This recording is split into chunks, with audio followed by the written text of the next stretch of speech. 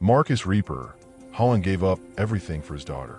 His Hell's Angels Brotherhood, his identity, his freedom, 12 years of being just dad. But when Emma stopped coming home from college with artwork, stopped smiling, stopped being the young woman he raised alone after her mother's murder, he knew something was destroying her from the inside. The day he walked into Lincoln Community College unannounced, he found her locked in a janitor's closet, unconscious and broken. And what the college tried to hide would bring 300 Hell's Angels to that campus within 24 hours. Because what Marcus uncovered wasn't one monster. It was an entire system protecting them. Before we go any further, I want to ask something of you. If stories like this matter to you, if you believe that speaking up for those who can't speak for themselves is important, would you consider subscribing to this channel? A simple like, a share with someone who needs to hear this, or just staying with us through this journey. It all helps these stories reach the people who need them most. Thank you for being here. Now let's continue. Marcus Reaper Holland stood in the basement of Lincoln Community College's arts building, staring at a locked janitor's closet. His hands were shaking, not with fear, but with something far more dangerous. Something he thought he'd buried 12 years ago alongside his wife. Inside that closet, his 20-year-old daughter Emma lay unconscious, her face pressed against cold concrete, bruises covering her arms in patterns that told a story no father should ever have to read. Dark purple fingerprints. For on one side, a thumb on the other. Someone had grabbed his daughter hard enough to leave marks that would last for weeks. He'd arrived at the college 15 minutes earlier, not because the school called, but because Emma's best friend Sophie had sent him a text during his lunch break. The message was simple, but it made his blood run cold. Mr. Holland, Emma's been gone since her morning class. They won't tell me where she is. Something's wrong. She was supposed to meet me at the studio hours ago. Marcus had left his construction site immediately, still wearing his work boots and dust-covered jeans, and made the 20-minute drive in 12. The moment he walked through those campus doors, he knew something was being hidden. He could see it in the way the administrative staff exchanged glances, the way they avoided his eyes. The dean, Dr. Catherine Welsh, had tried to block him at the office, her voice measured and professional in that way people use when they're trying to control a situation that's already spiraling. Mr. Holland, you can't just barge on a campus like this. There are procedures. If you have concerns about Emma, we can schedule a meeting. She's an adult, and we have privacy protocols. But Marcus wasn't asking permission. Not anymore. He'd been ignoring his instincts for 6 months, trusting the system, believing that surely these educated professionals knew better than an ex-biker with a violent past. He'd been wrong, and now his daughter was paying the price for his hesitation. What Marcus was about to find in that locked closet would prove every instinct he'd been ignoring for 6 months was right. But first, you need to understand who this man was before he became the father standing in that basement. His entire world condensed into the sound of his daughter's shallow breathing coming from behind a locked door. Before we continue, if you believe a parent's instincts should never be ignored, hit that subscribe button. Because what happens next proves that sometimes the people we trust most, the institutions we're taught to respect without question, are the ones hiding the darkest secrets. 15 years earlier, Marcus Reaper Holland wasn't a single father helping his daughter apply to colleges and navigate financial aid forms. He wasn't the man who memorized his daughter's favorite coffee order or knew exactly which art supplies she needed for her studio classes. He was a Hell's Angels enforcer, a man whose name carried weight from California to Texas, whose reputation was built on loyalty, brotherhood, and a code that had nothing to do with the laws most people followed. His custom Harley was his freedom, a machine he'd built piece by piece over 3 years, every bolt and wire a meditation on what it meant to be truly alive. His brothers were his family, men who would answer his call at 3 in the morning without asking why, who would stand beside him against any threat without hesitation. And the road, that endless ribbon of asphalt stretching across the American West, was the only home that mattered. The life was hard but honest. There was no pretending, no corporate politeness masking cruelty, no institutions hiding their sins behind paperwork and procedure. If a man had a problem with you, he said it to your face. If you had a debt, you paid it. If someone betrayed the Brotherhood, there were consequences, swift and certain.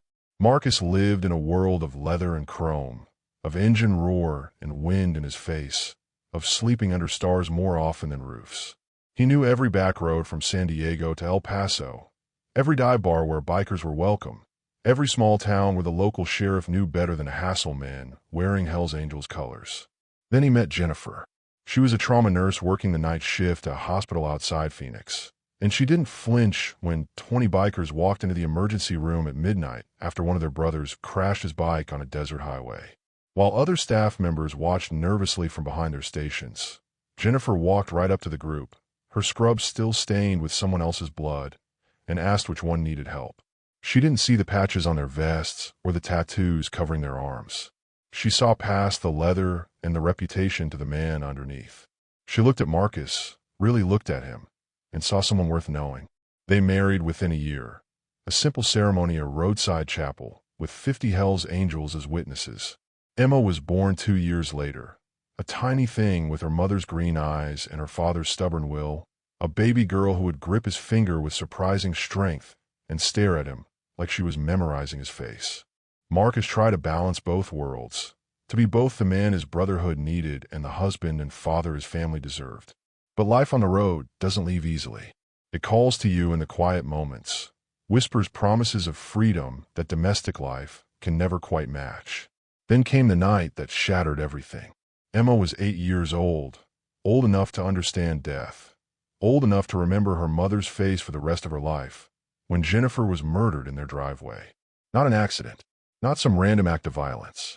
She was murdered by someone who knew exactly who Marcus was, a message sent by a rival club that had been testing the Hell's Angels territory for months. They shot her 3 times while Emma watched from her bedroom window, an 8-year-old girl who would later tell police that the bad man had hurt Mommy and made her fall down. The shooters were never caught. They disappeared into the network of outlaw clubs that stretches across the country, protected by a code of silence that even the Hell's Angels couldn't break without starting a war that would consume hundreds of lives. Marcus hung up his vest the day they buried his wife. He folded it carefully, placed it in a box in the back of his closet, and walked away from the Hell's Angels, not because they asked him to, not because they blamed him for what happened, but because Emma had already lost her mother. She couldn't afford to lose her father to violence, too. She couldn't afford to grow up wondering if today would be the day someone came for him, if every motorcycle pulling into the driveway meant danger, if the price of his freedom was her safety. The Brotherhood understood. They let him go because that's what brothers do when one of their own needs to save himself and his daughter. But violence, Marcus would learn, doesn't forget. It waits. And sometimes it finds you in the places you least expect, wearing faces you've been taught to trust. For 12 years, Marcus rebuilt his entire world around one green-eyed girl. He learned to navigate parent-teacher conferences, helped with homework he barely understood, saved every penny to help fund her college education. He showed up to every school event, every art show, every milestone, often the only father in a sea of mothers, always slightly out of place but fiercely present. When Emma got accepted to Lincoln Community College with a scholarship for her art, Marcus cried in the parking lot of the admissions office. He became just dad, a man whose entire identity was wrapped up in raising a daughter who had already seen too much darkness for someone so young. Emma thrived under his care. She was bright, creative, passionate about her art in ways that reminded Marcus of her mother's dedication to nursing. She was a young woman who drew elaborate fantasy worlds, whose paintings hung in local galleries, who had dreams of becoming a professional illustrator. She had her mother's kindness, the way she volunteered at youth art programs, teaching kids from difficult backgrounds how to express themselves through drawing. And she had her father's fire, that stubborn refusal to back down when something wasn't right, that fierce loyalty to the people she loved. Then she started her sophomore year at Lincoln Community College, and slowly Marcus almost missed it, his daughter began to disappear. It wasn't dramatic. There was no single moment when everything changed. Instead, it was a gradual erosion of the young woman he knew, like watching someone fade in a photograph left too long in the sun. First, she stopped bringing home artwork. Her apartment, once covered in canvases and sketches, went bare. When Marcus visited and asked why, Emma shrugged and said she wasn't really into art anymore, that she was thinking about changing her major. He wanted to push, to demand an explanation, but she was 20 years old, an adult making her own choices. He had to respect that. didn't he? Then she stopped talking about her friends. No more stories about Sophie or studio gossip. No more requests to meet for coffee or plans for weekend trips.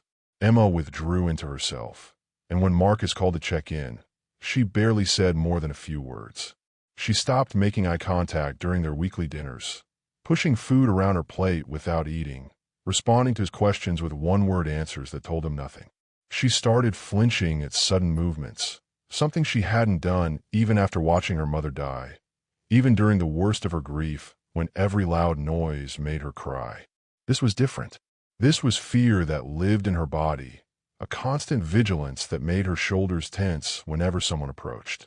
She wore long sleeves and high-neck shirts, even in Arizona summer when the heat made everyone else strip down to the minimum.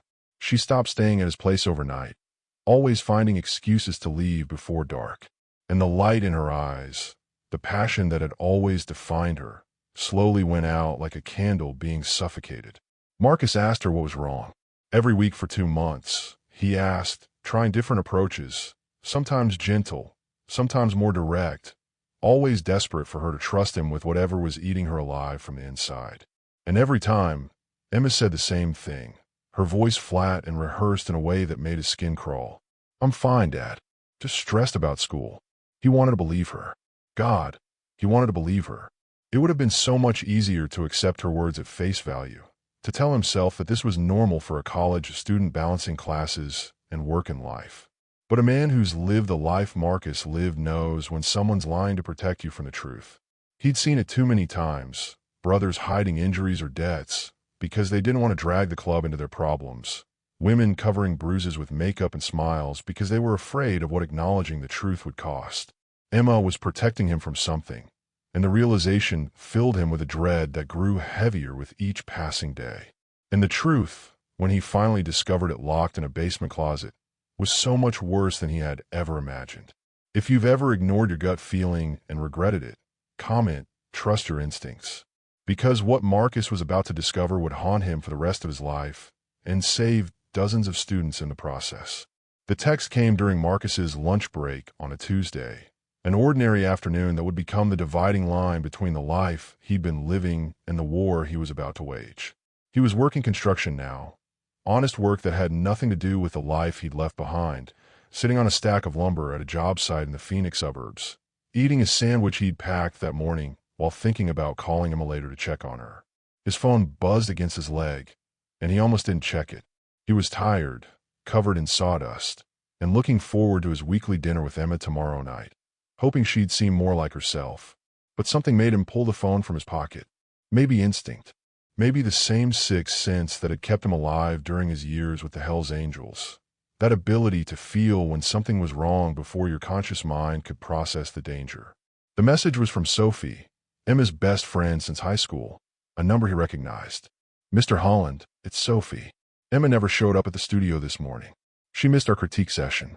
I checked her apartment. Her car is at the college, but no one's seen her since her 8 a.m. class with Professor Dalton. The office says she's taking personal time, but that makes no sense.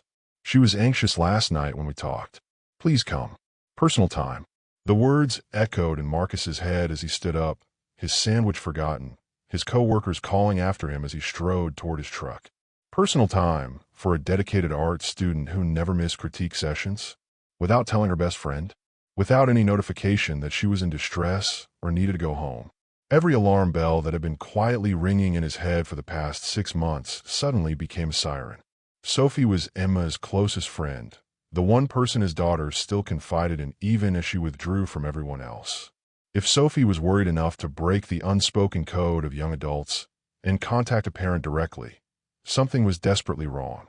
Marcus made the 20-minute drive to Lincoln Community College in 12, his hands gripping the steering wheel so hard his knuckles went white, his mind racing through possibilities, each one worse than the last. When he walked through the arts building entrance, still wearing his dusty work clothes and steel-toed boots, he saw it immediately. The way the administrative staff exchanged glances, the way the student worker at the desk looked down at her computer screen, suddenly very interested in something that wasn't there a moment ago. The way a faculty member walking past seemed to recognize him and quickly change direction. These were people who had been expecting trouble, but hoping it wouldn't come. These were people who knew something and had been praying they wouldn't have to face it. Marcus walked straight to the main office, his voice level but carrying an edge that made the receptionist's practiced smile falter. "I'm looking for my daughter, Emma Holland. I need to see her now." The woman, probably in her 50s with carefully styled gray hair and a cardigan covered in little paint palette pins, looked down at her computer screen, then back up at Marcus with rehearsed sympathy that felt like nails on a chalkboard. "Mr. Holland, Emma is an adult student, and we have privacy policies. If she's chosen to take some personal time, we can't just—" "She didn't choose anything," Marcus interrupted, his voice dropping lower. "Where is she?" 3 words, delivered with the kind of quiet intensity that made the receptionist take a small step backward. An administrator, a thin man with wire-rimmed glasses who'd been pretending not to listen, stood up from his desk, moving toward the counter with his hands raised in a placating gesture, ready to intervene if this situation escalated beyond what office staff could handle. The answer would lead Marcus to a locked basement door, and what he found behind it would change everything. Not just for him and Emma, but for 17 students who had been suffering in silence, for a college system that had chosen reputation over student safety, and for 300 Hell's Angels who were about to be reminded that Brotherhood means protecting those who cannot protect themselves. Marcus didn't wait for permission. He moved past the front desk with the kind of purposeful stride that made it clear he wasn't asking anymore. Ignoring the receptionist's protests, her voice rising in pitch as she called after him that he couldn't just wander the building, that there were procedures, that she would have to call security. The administrator tried to physically block his path in the hallway, stepping in front of him with his hands raised, his voice attempting authority he clearly didn't feel. "Mr. Holland, I need you to calm down and return to the office. We can't have visitors disrupting the college day." Marcus looked at him with eyes that had seen things this man couldn't imagine, and the administrator stepped aside.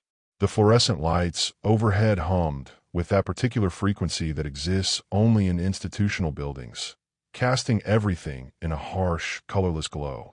His boots echoed on the linoleum floors as he moved through the first-floor hallways, looking into empty classrooms and studios through the small windows in their doors, seeing nothing but desks and abandoned art projects and the ordinary debris of a college day in progress. Nothing.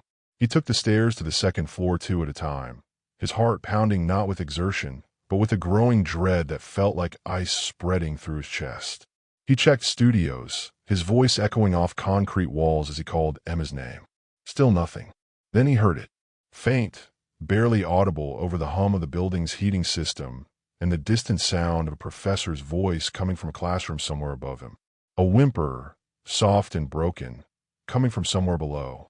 The basement stairwell was tucked into a corner of the building most people probably never noticed, marked with a sign that said "Maintenance Only, Restricted Access."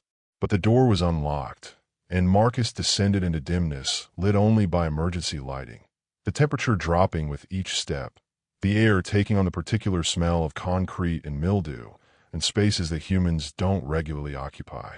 The whimpering grew louder as he moved down a narrow hallway lined with storage boxes and cleaning supplies, his shadow stretching long and distorted on the walls.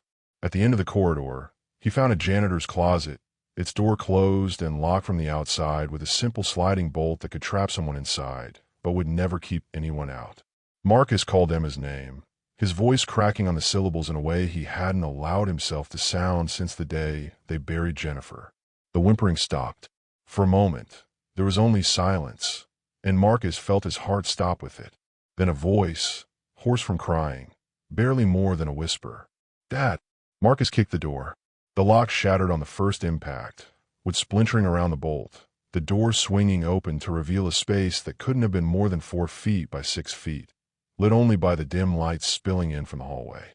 Emma was on the floor, curled in fetal position on cold concrete, surrounded by mops and buckets and industrial cleaning supplies. Her favorite vintage band t-shirt was torn at the shoulder, fabric hanging loose in a way that made Marcus's vision narrow to a red-tinged tunnel. Bruises covered her arms, fresh ones, dark purple and angry, in the unmistakable shape of adult handprints. 4 fingers on one side, a thumb on the other. Someone had grabbed his daughter. Someone had held her. Someone had hurt her. Her face was swollen on one side, her lips split, dried blood crusting at the corner of her mouth. But worse than the physical injuries, worse than anything Marcus had prepared himself to see, was Emma's eyes.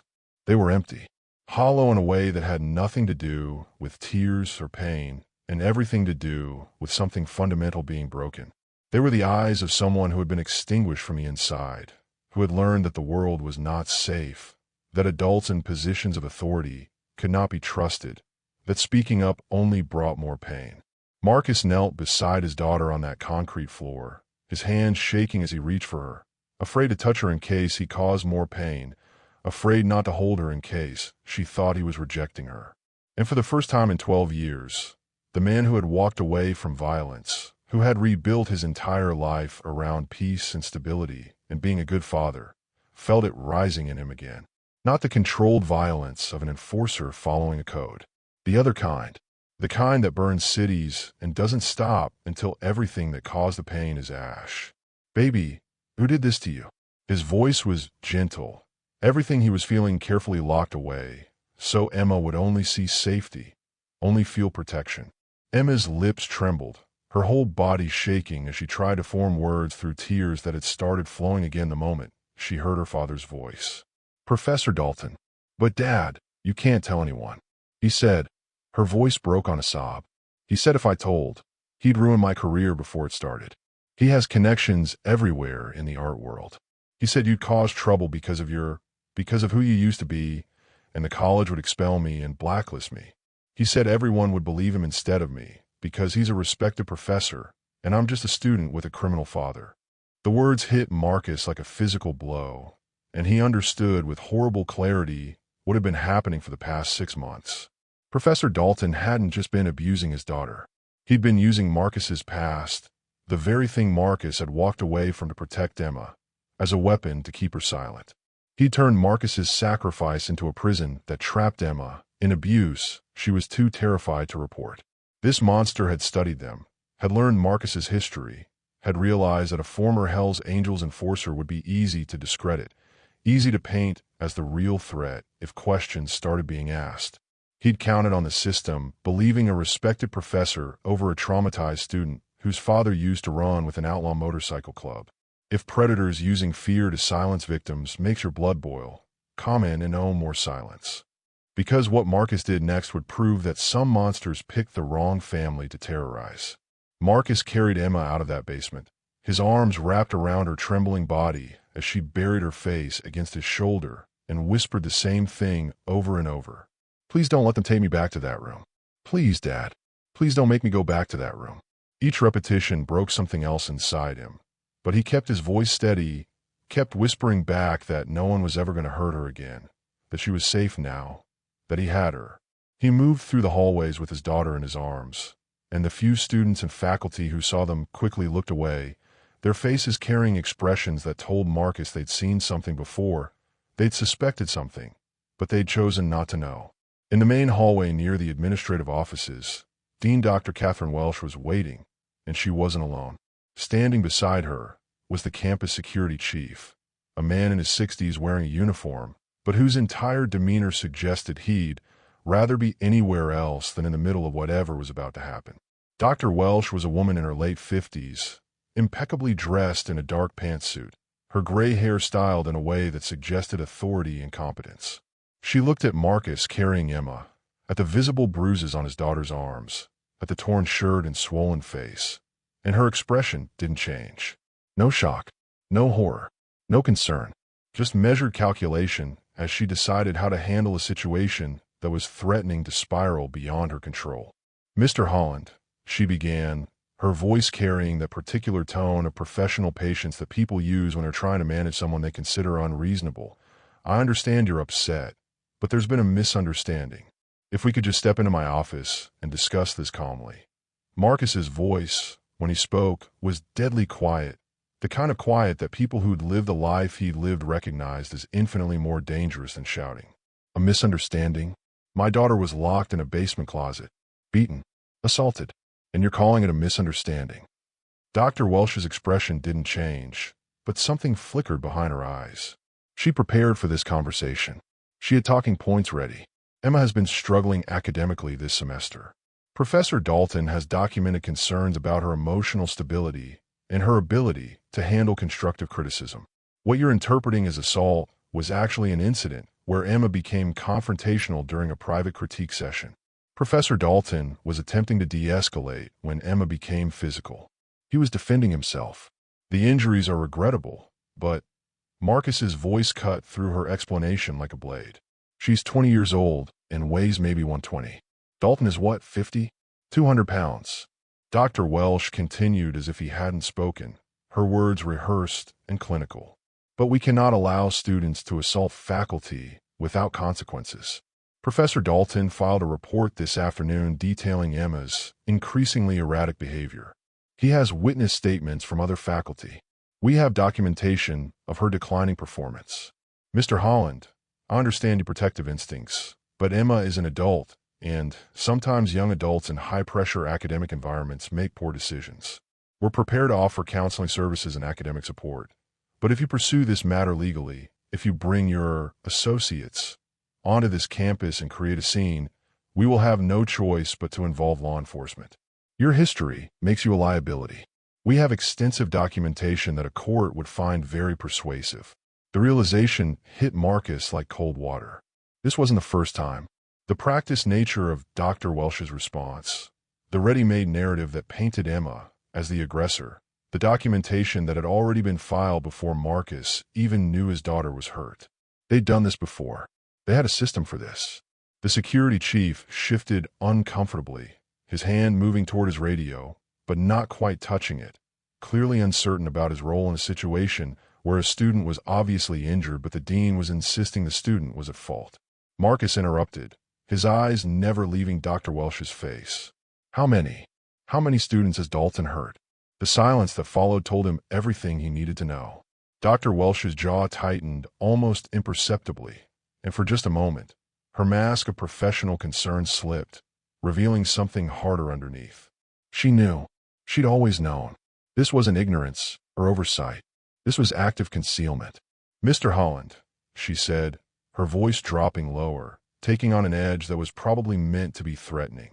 If you make accusations you cannot prove, if you bring your gang connections onto this campus and intimidate our faculty and students, I will have no choice but to involve law enforcement. Your history of violence makes you a threat. We have witness statements.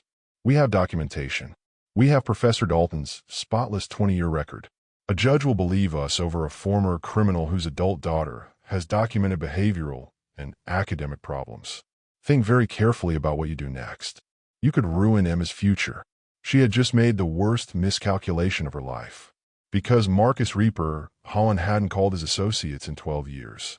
He'd walked away from that life, from that identity, from the Brotherhood that would answer any call without question.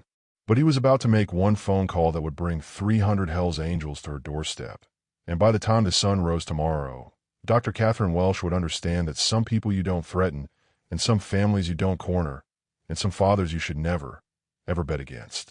Marcus took Emma to the hospital first, because no matter how much rage was building in his chest, no matter how much he wanted to turn around and make Professor Dalton and Dr. Welsh understand what happens when you hurt someone a Hell's Angel loves, his daughter needed medical care.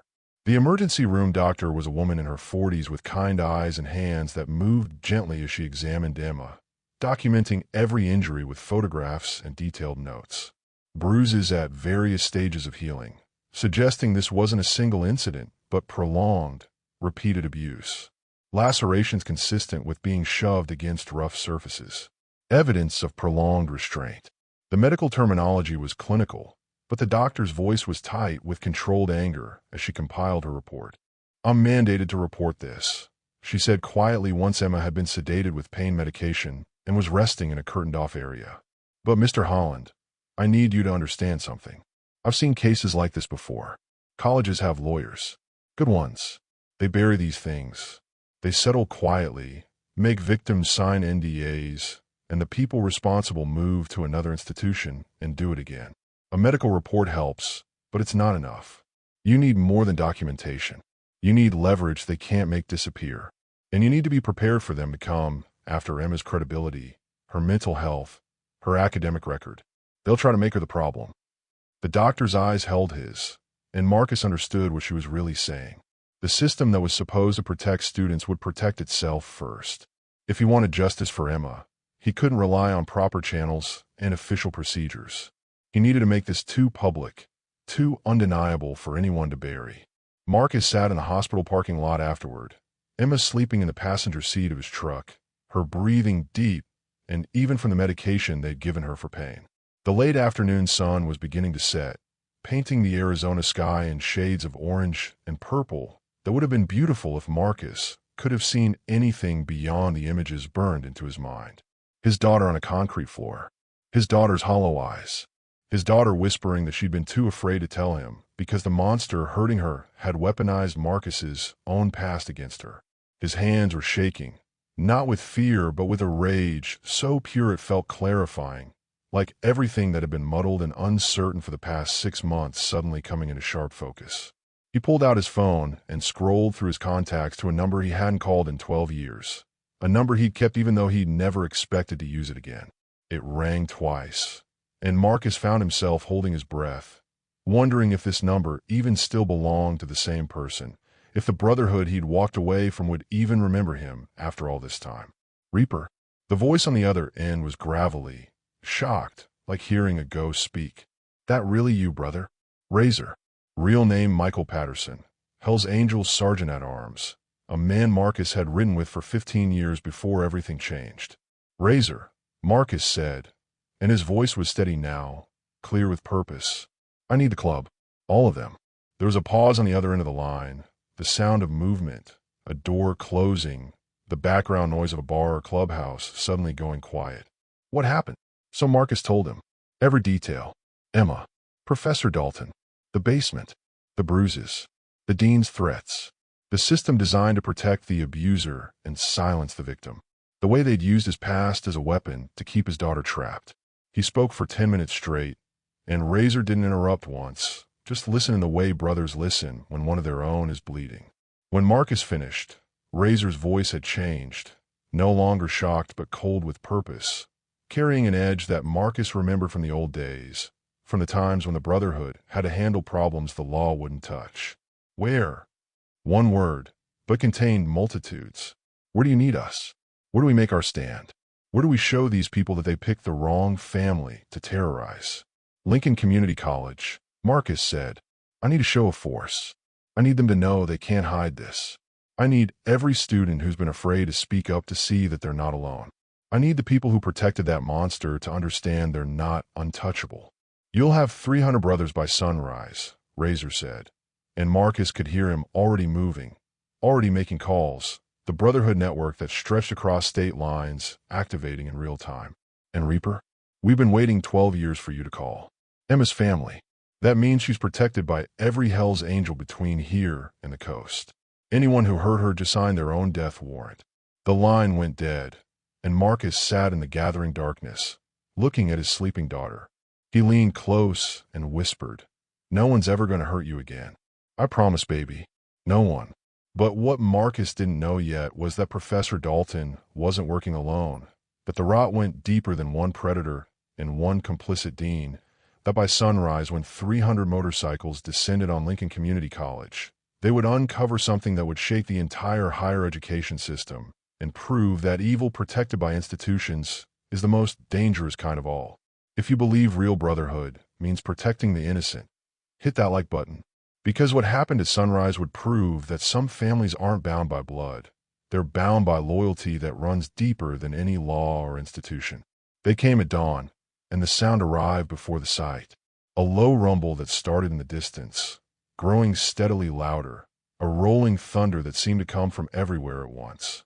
300 motorcycles moving in formation, their engines synchronized into a sound that made windows rattle 3 blocks away, that woke students in their dorms and brought them to their windows wondering if this was an earthquake or a storm or something else entirely.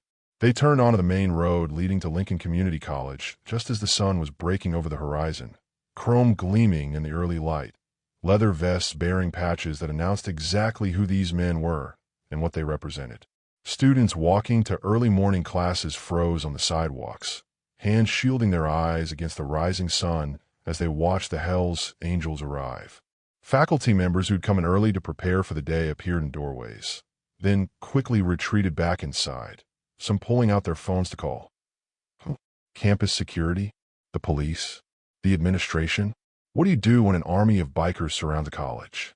Students pressed their faces against classroom and dorm windows, eyes wide with a mixture of fear and fascination, watching something that would become a story they'd tell for the rest of their lives. The day 300 Hell's Angels came to their campus. The Hell's Angels formed a perimeter around Lincoln Community College's main campus, 300 men parking their bikes in perfect formation, creating a wall of metal and leather and human bodies that made it clear this wasn't random. This wasn't chaos. This was organized and purposeful and absolutely undeniable. They weren't blocking entrances, weren't preventing anyone from coming or going, weren't threatening anyone with violence or intimidation. They were simply there, arms crossed, standing in formation, silent as gravestones, their presence alone announcing that something was very, very wrong at this institution, and someone was about to be held accountable. Marcus stood at the front of the formation, and for the first time in 12 years, he wore his Hell's Angels vest, the leather worn soft from years of riding, the patches telling the story of where he'd been and who he'd been before he became just Dad. Emma stood beside him, holding his hand, no longer hiding behind him, but standing tall, her bruises visible in the morning light, her face no longer carrying that hollow, extinguished look, but something harder, something fierce. She was done being silent. She was done protecting the people who'd hurt her. And the 300 men behind her father were proof that speaking up didn't mean being alone. Other students began to approach, tentatively at first, unsure what to make of this army of bikers that had appeared at their college. But then a young woman in her early 20s, her face etched with recognition and something like hope, walked up to Emma. Her voice was gentle but carried across the parking lot in the early morning quiet. "Did Professor Dalton hurt you too?" Emma met her eyes, and something passed between them, an understanding that only survivors share. Emma nodded. The other young woman's eyes filled with tears. "Me too. Last semester. But when I reported it, they said I'd misunderstood his mentoring style, that I was reading too much in normal faculty-student interactions." Then another student approached, and another. They came forward like people who'd been waiting for permission, for proof that speaking up wouldn't make them targets, that they weren't alone in what they'd experienced. Within 30 minutes, 17 students had gathered in that parking lot, 17 young adults ranging in age from 19 to 24, all with stories that followed the same horrifying pattern. Professor Raymond Dalton, an art professor with 23 years of tenure and a reputation as a demanding but brilliant educator, had been abusing students for at least 5 years. Not all students. Never the ones whose parents were donors or who had connections. Only the vulnerable ones. The scholarship students. The ones from difficult backgrounds. The ones whose families he calculated wouldn't be believed or wouldn't have the resources to fight back. The ones with parents who had criminal records or troubled pasts that could be used against them. The stories poured out like water from a broken dam. A young man whose scholarship Dalton had threatened to revoke if he reported the abuse. A woman whose dreams of graduate school Dalton had said he would destroy with a single phone call to his connections if she spoke up. Another student who'd been told her mental health history made her an unreliable witness, that no one would believe someone who'd been in therapy. 17 students, all describing the same tactics, the same manipulation, the same calculated predation, all with the same ending.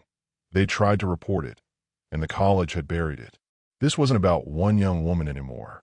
This was about dozens of students who'd been sacrificed to protect the college's reputation, to avoid lawsuits, to maintain the illusion that Lincoln Community College was a safe place where nothing bad ever happened. The dam had broken, and the Hell's Angels weren't leaving until every single student was heard, until every family had told their story, until the people who'd enabled this horror understood that their time of hiding behind policies and procedures and plausible deniability was over. Dr. Catherine Welsh emerged from the administration building at 8:15 in the morning, and she wasn't alone. Flanking her were the college president, a man in an expensive suit whose name was Gerald Morrison and whose primary concern was clearly damage control, and 3 board members who looked like they'd been dragged from their comfortable offices to deal with a crisis they'd been assured would never become public. They stood on the front steps of the administration building, looking out at an army of 300 bikers surrounding their campus. And you could see the exact moment when they realized they'd lost control of the narrative they'd worked so hard to craft. News vans had begun arriving within minutes of the Hells Angels' appearance, because 300 motorcycles surrounding a community college was the kind of story that brought every local station running. Cameras were already rolling, reporters doing stand-ups with the sea of leather and chrome as their backdrop, when Dr. Welsh stepped up to what was clearly meant to be a hastily arranged press conference. She'd probably imagined this going differently, imagined controlling the message from behind a podium in a controlled environment. But Marcus and the Brotherhood had stolen that option from her. Now she was forced to address a situation that was already viral on social media, already being shared by students and parents across the district, already too big to contain. "This is intimidation," Dr. Welsh announced, her voice projecting the kind of practiced authority that usually made students and parents back down, made complaints disappear, made problems go away. She gestured toward Marcus and the assembled bikers, her expression carefully arranged into righteous indignation. "Mr. Holland is using his gang connections to terrorize our college community. This is not how we handle disagreements in a civilized society. This is not how we protect students. What we're seeing here is a man with a documented history of violence trying to intimidate educators who are simply trying to do their jobs." Marcus's voice cut through her speech like a blade, carrying across the parking lot with a clarity that made reporters swing their cameras toward him. "My daughter was locked in a basement and beaten by her professor. How many more, Dr. Welsh? How many students did you let Dalton hurt?" The words hung in the morning air, and you could see Dr. Welsh's prepared talking points crumbling. See her realizing that this wasn't going to be about Marcus's past or biker intimidation or anything else she planned to make the story about. This was going to be about students and truth, and a reckoning she'd been avoiding for years. One by one, students stepped forward, and what had been Emma's story became something much larger, much more damning. A young man in his early 20s, wearing a Student Art Collective t-shirt, his voice shaking with suppressed rage as he spoke. "Professor Dalton assaulted me in his office 2 years ago. I was 20. I came to you, Dr. Welsh, and you told me that Professor Dalton was a respected educator, that I'd misinterpreted a mentorship moment. You suggested I was confused about appropriate professional boundaries. You recommended counseling for me, not an investigation of him." A young woman whose friend stood beside her for support, tears streaming down her face as she finally spoke words she'd been carrying for months. "He cornered me in the studio after hours, told me I was special, that I had talent he could nurture if I was willing to be open to unconventional teaching methods. When I reported it, you showed me my academic probation paperwork and suggested I was making false accusations to deflect from my failing grades." Another student, a scholarship recipient with a single mother who worked 2 jobs. "He threatened to revoke my scholarship if I told anyone what he did. Said my family background made me a risk, that the college was doing me a favor by even admitting someone like me. When my mom tried to come to campus to report what happened, security wouldn't even let her pass the front gate without an appointment. By the time she got that appointment, 3 weeks later, you'd already created a file documenting my behavioral issues. 17 students, 17 stories, and with each one, the pattern became more undeniable, more horrifying. Professor Dalton hurt them. They reported it, and the college buried it under paperwork and gaslighting and veiled threats about what would happen if students and their families pushed too hard. The news cameras captured every word, every tear, every moment of students who'd been silenced finally finding their voices because 300 Hells Angels had given them the protection they needed to speak without fear. Dr. Welsh's face went pale, the carefully maintained mask of authority cracking as she realized that everything she'd worked to hide was being exposed in real time on every news channel in the city. The college president's hands were shaking as he tried to pull Dr. Welsh back toward the building, whispering urgently about lawyers and statements, and not saying anything more without legal counsel present.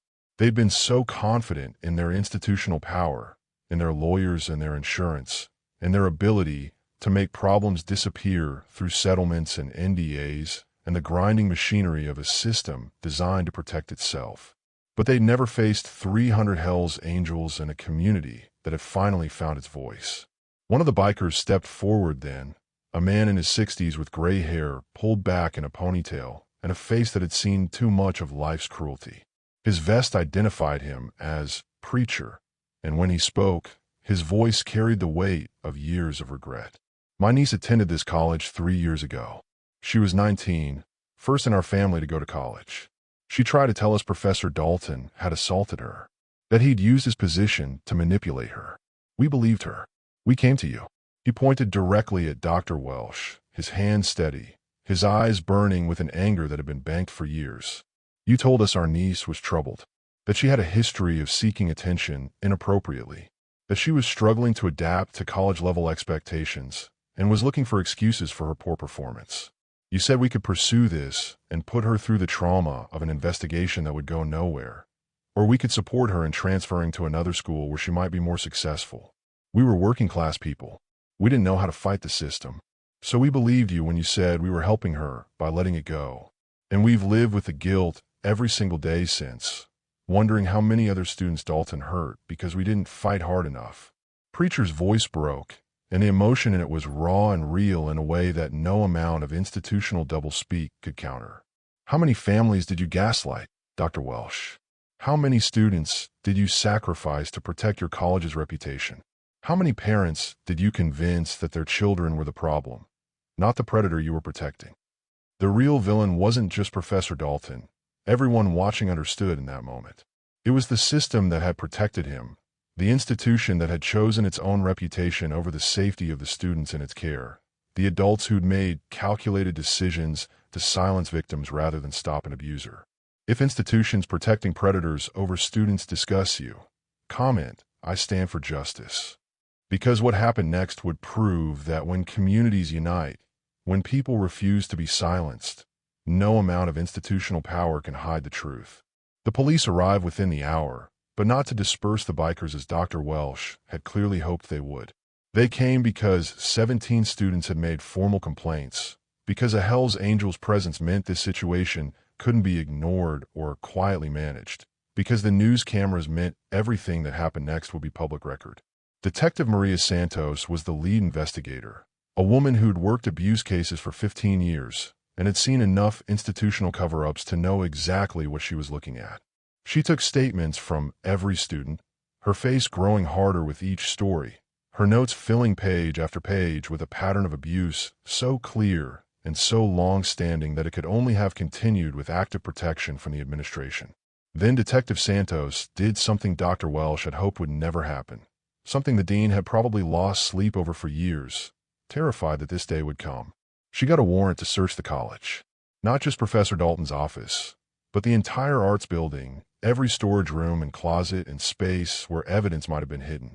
Dr. Welsh tried to object, citing student privacy and the disruption of classes, but her protest died when Detective Santos showed her the warrant signed by a judge who'd been briefed on 17 separate allegations of abuse and institutional cover-up.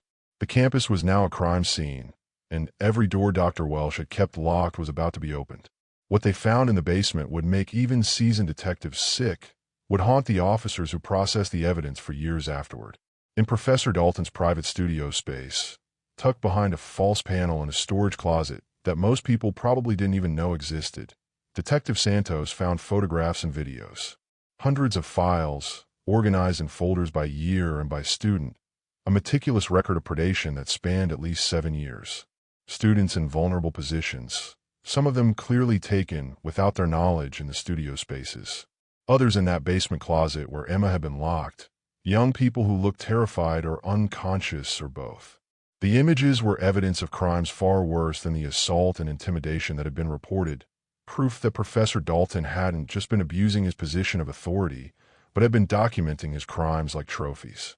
But there was more, and it was this evidence that would ultimately destroy not just Professor Dalton, but the entire administration that had protected him. Emails between Dalton and Dr. Welsh going back 5 years. Messages that showed she hadn't just been passively ignorant, but actively complicit in covering up his abuse. One email from Dr. Welsh to Dalton, sent after a student had complained about inappropriate contact, read, "I've handled the situation. The family has been convinced it was a misunderstanding of mentorship boundaries.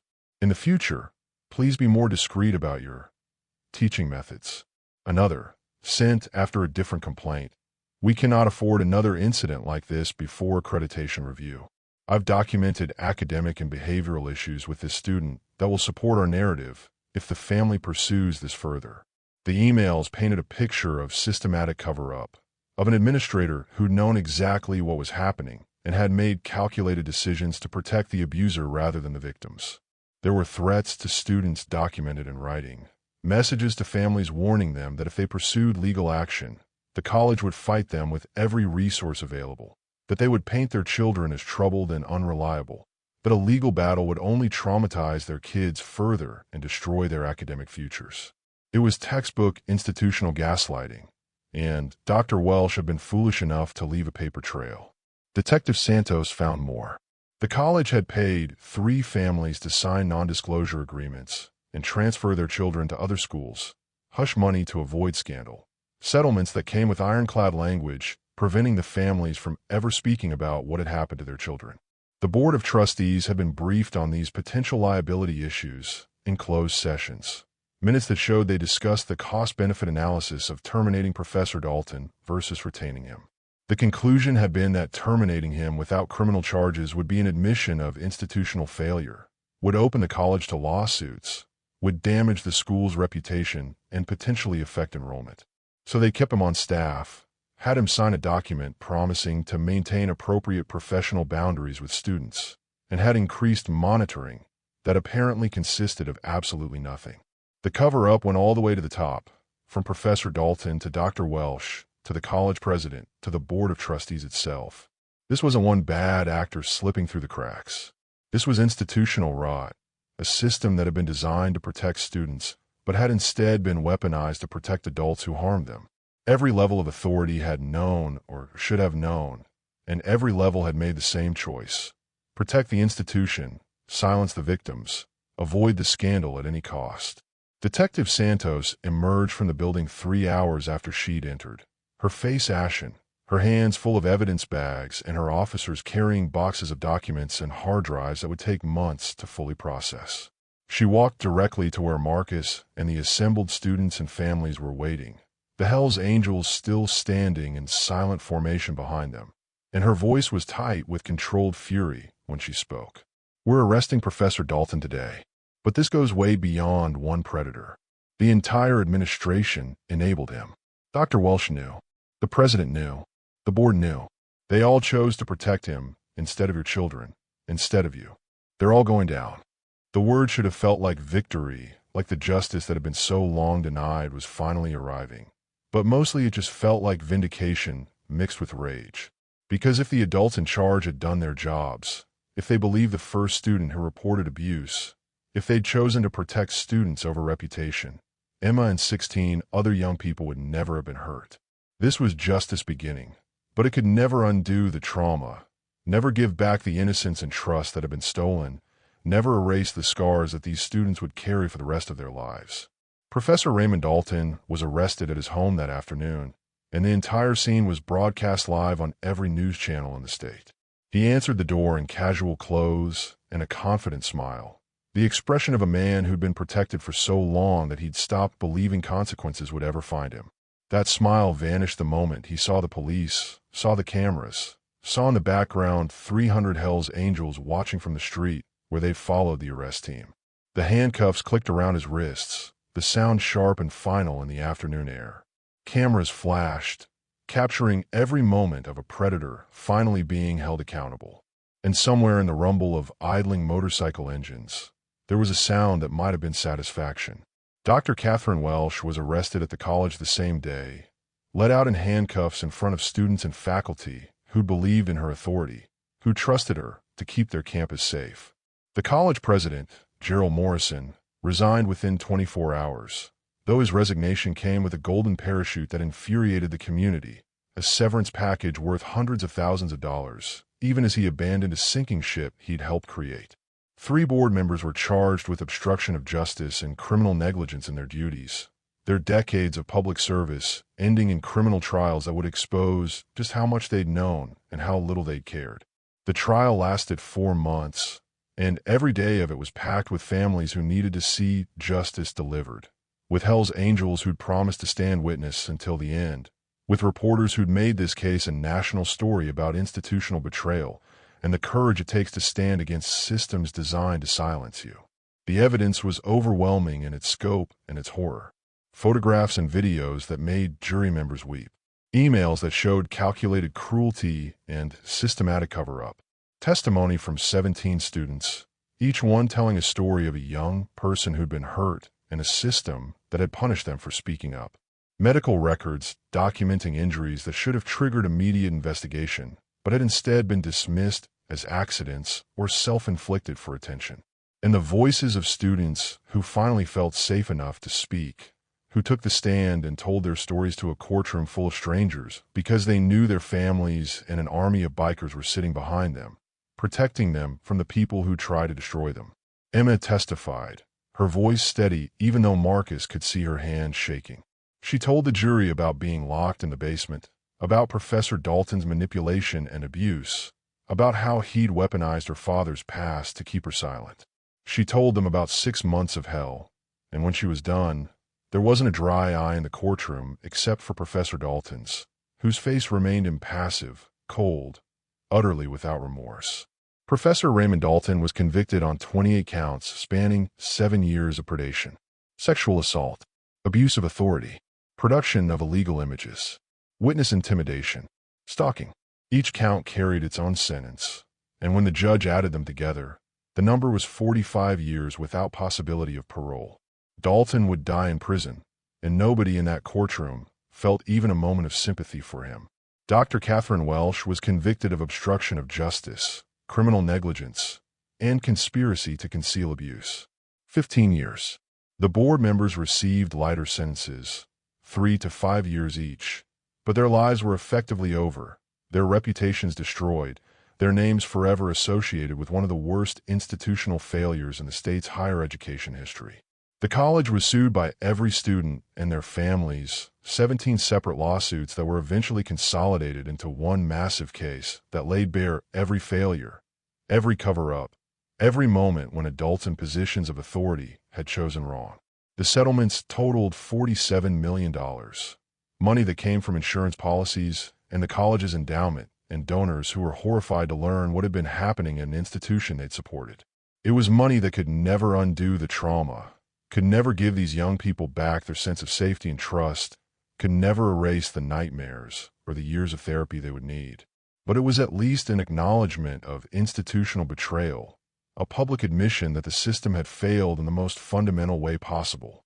But money and prison sentences don't heal trauma, Marcus learned in the months that followed. They provide justice, accountability, a sense that the world has some order, and that people who do terrible things eventually face consequences. But they don't make Emma's nightmares stop. They don't make her trust easily again. They don't automatically restore her ability to feel safe in educational environments or around authority figures. Justice was necessary, but it wasn't sufficient. The real work, Marcus understood, was just beginning. Emma didn't return to Lincoln Community College, and Marcus never even considered it.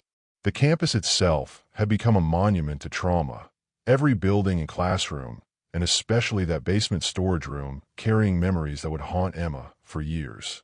Within a week of the arrests, Emma had officially withdrawn and begun researching other options. She found a small art school across the state, a place with only 20 students per cohort and instructors who'd been briefed on her situation, who understood that healing from institutional betrayal meant learning to trust again slowly, carefully, with patience that couldn't be rushed. Therapy became part of their weekly routine, sometimes twice a week when Emma was struggling, sessions with a trauma specialist who understood that young adults who've been abused by authority figures need to rebuild their sense of agency and safety in the world. Some days were good, days when Emma could talk about what happened without breaking down, days when she could draw or paint or just exist without the weight of trauma pressing down on her. Some days were bad, days when Emma couldn't get out of bed, when she regressed to behaviors Marcus hadn't seen since she was 8 and had just lost her mother, when she needed him to sit with her in silence because words felt impossible. Healing wasn't linear, the therapist explained. It was 2 steps forward and 1 step back, progress followed by setbacks, good weeks followed by terrible ones.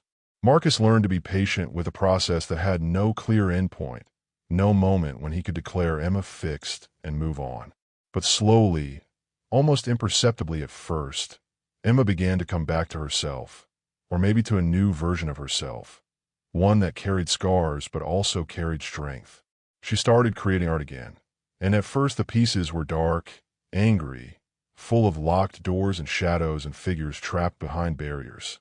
Marcus kept every single one, never suggesting she create something happier, understanding that she needed to express what was inside her before she could move past it. And gradually, over months, the artwork began to change. Brighter colors appeared, gardens full of flowers that looked like hope, motorcycles in motion, representing freedom, and eventually, tentatively, portraits of her mother's face, a woman Emma had avoided depicting for years because the pain of loss was too sharp to touch. The Hell's Angels didn't just disappear after the trial like Marcus half expected they would, having fulfilled their obligation to protect one of their own. Instead, they created something lasting, something that would help families far beyond Emma and the 17 who'd found justice at Lincoln Community College. They established a foundation called Emma's Promise, dedicated to helping families fight institutional abuse when colleges and systems failed to protect their students. The foundation funded legal aid for families who couldn't afford attorneys to take on well-funded institutions. They created resources for recognizing signs of abuse and navigating the often hostile process of reporting it in academic settings. They pressured college administrations across the state to implement mandatory reporting policies that couldn't be ignored or circumvented by administrators more concerned with reputation and safety. Marcus reconnected with his Brotherhood, but differently this time, on terms that honored both who he'd been and who he'd become. He wasn't running from fatherhood or responsibility or the man he'd rebuilt himself into. He was integrating all the parts of himself, showing Emma that strength means protecting people who can't protect themselves, that loyalty means showing up when someone needs you regardless of how much time has passed, that family isn't always defined by blood, but sometimes by the people who answer the phone at 3 in the morning when your world is falling apart, and you need someone to stand beside you without judgment. Emma saw her father wearing his Hell's Angels vest again and understood what it meant in a way she couldn't have before all this happened. It meant he'd never stopped being the man who rode with brothers bound by codes of loyalty and protection. He just expanded that protection to include her, to include domestic life, to include a different kind of strength than the one he'd known on the road. The vest wasn't a rejection of fatherhood. It was proof that some identities aren't either-or, that you can be both the man who rides with outlaws and the man who helps his daughter navigate financial aid forms and college applications. On Emma's 22nd birthday, 2 years after the trial, Marcus gave her a gift that made her cry. Happy tears this time, tears of understanding and connection and hope. A custom motorcycle helmet painted with a design she'd created in one of her recent art therapy sessions. A phoenix rising from ashes, surrounded by angels with wings spread in protection. The symbolism wasn't subtle, but didn't need to be. You're not broken, baby, Marcus told her as she turned the helmet over in her hands, fingers tracing the painted feathers. You survived something that would have destroyed a lot of people, and you're going to spend the rest of your life proving that survivors are stronger than the people who tried to break them. Emma put on the helmet, and even though they were just standing in Marcus's garage with no motorcycle in sight, he saw the transformation on her face. She looked powerful. She looked free. When can I get my license and ride with you in the club? She asked, and there was light in her eyes that had been missing for so long Marcus had started to fear it would never return. He smiled, the first genuinely happy expression he'd managed in what felt like years. Whenever you're ready. The brothers have been waiting to officially welcome you to the family. You've earned your place, Emma. Not because you're my daughter, but because you stood up when it mattered. Because you spoke truth when everyone told you to be quiet. That's what brotherhood really means. And he meant in more ways than one. They would face the ongoing journey of healing together, father and daughter, supporting each other through the hard days and celebrating the good ones, proving that trauma might change you, but it doesn't have to define you. Emma was building a new life, one where she controlled the narrative, where her art was becoming a voice for other survivors, where she was transforming pain into purpose. If this story proves that one person's courage can change everything, subscribe to this channel. Share it with someone who needs to know that speaking up matters, that fighting back against systems designed to silence you is possible. And comment below. Have you ever had to fight an institution to protect someone you love? Your story matters. Because somewhere right now, another parent is deciding whether to stay silent or fight back. Let them know they're not alone. Reaper Holland didn't set out to become a hero, didn't wake up one morning planning to take on a college system or expose institutional abuse or become the face of a movement for student protection. He was just a father who showed up when his daughter needed him, who trusted his instincts when something felt wrong, who refused to be intimidated by people in positions of authority who were used to parents and families backing down when threatened. But his refusal to accept institutional gaslighting, his willingness to call on a brotherhood he'd walked away from 12 years earlier, and his courage to face down a system designed to protect itself over students, that created ripples that are still spreading across communities far beyond Phoenix, Arizona. Lincoln Community College was permanently stripped of its accreditation 6 months after the arrests, the institution deemed too damaged by systemic failure to continue operating. The campus was eventually sold to a nonprofit organization that rebuilt it as a community arts center focused on survivor support and trauma recovery, a place where young adults could access resources, where students could talk to counselors who specialize in institutional abuse, where families could learn to recognize warning signs that something was wrong.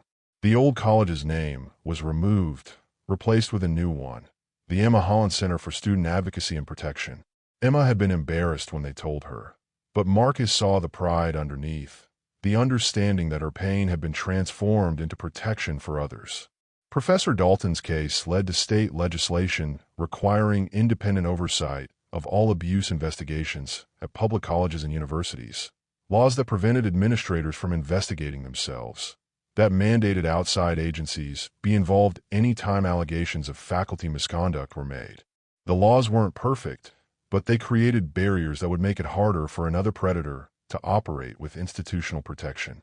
17 students found justice, but more importantly, dozens more found the courage to come forward about abuse at other colleges across the state, across the country in some cases, inspired by the knowledge that speaking up could lead to accountability rather than retaliation.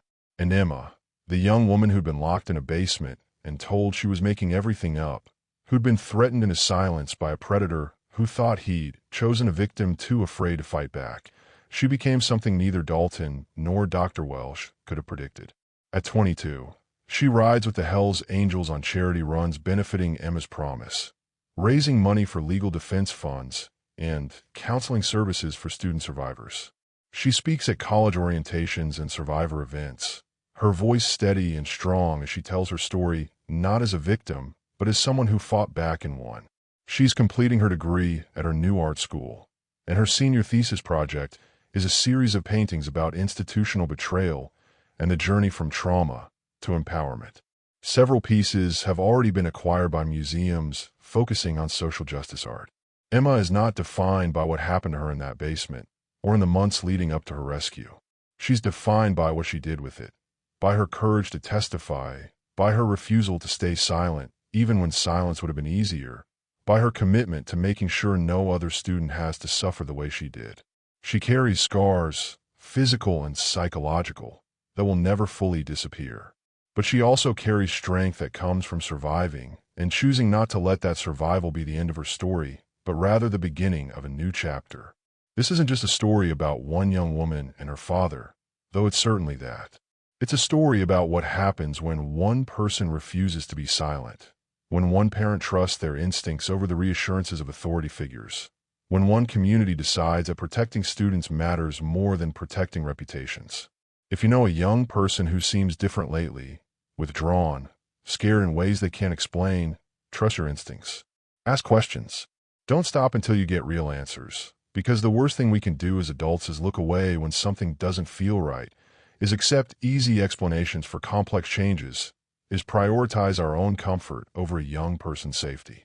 Predators rely on silence, on victims being too afraid to speak, and witnesses being too uncomfortable to act. Institutions rely on compliance, on people trusting that the system works even when evidence suggests otherwise, on families being too intimidated by authority to push back when they're told their concerns are unfounded. But courage, real courage, is contagious. When one person speaks up, when one family refuses to be silenced, when one community rallies around the vulnerable instead of the powerful, it creates permission for others to do the same. Be the person who speaks up when something seems wrong. Be the parent who shows up unannounced when your instincts tell you your child is in danger. Be the community member who stands with families fighting systems designed to protect themselves rather than the students in their care. Because in the end, that's what real strength looks like. Not the violence of revenge or the intimidation of power, but the courage to protect people who can't protect themselves, to stand up for what's right even when it's difficult, to refuse to let evil hide behind policies and procedures and institutional authority. Marcus and Emma Holland proved that sometimes the monsters hiding in plain sight, protected by respectability and authority, can be defeated, not through vigilante justice or violence, but through the simple act of one father refusing to look away, refusing to be silenced, refusing to let his daughter suffer alone. And 300 Hell's Angels prove that real brotherhood, real family, real strength is about showing up when someone needs you and standing watch until justice is done. Where are they now? Emma Holland is 22 years old. She graduated with honors from Arizona School of the Arts and works as a professional illustrator and advocate for student safety. She rides with the Hell's Angels on charity events supporting Emma's Promise Foundation. Marcus Reaper Holland continues to work in construction and serves on the board of Emma's Promise Foundation. He has reconnected with the Hell's Angels Brotherhood and mentors other single fathers navigating the challenges of raising daughters alone. Emma's Promise Foundation has helped over 200 families fight institutional abuse cases and lobbied for student protection legislation in 12 states. Lincoln Community College was permanently closed. The campus now houses the Emma Holland Center for Student Advocacy, offering free counseling and legal support to survivors of institutional abuse. Professor Raymond Dalton is serving 45 years in state prison. Dr. Catherine Welsh is serving 15 years in state prison. The 17 survivors are rebuilding their lives. Most have graduated from other institutions, and several have become advocates for student safety reform. If you need help, National Sexual Assault Hotline, 1-800-656-HOPE, 4673 Crisis Text Line. Text home to 741,741 RN. Rape, Abuse and Incest National Network RAIN.org National Domestic Violence Hotline. 1-800-799-7233. You are not alone. You are believed. Speaking up can change everything.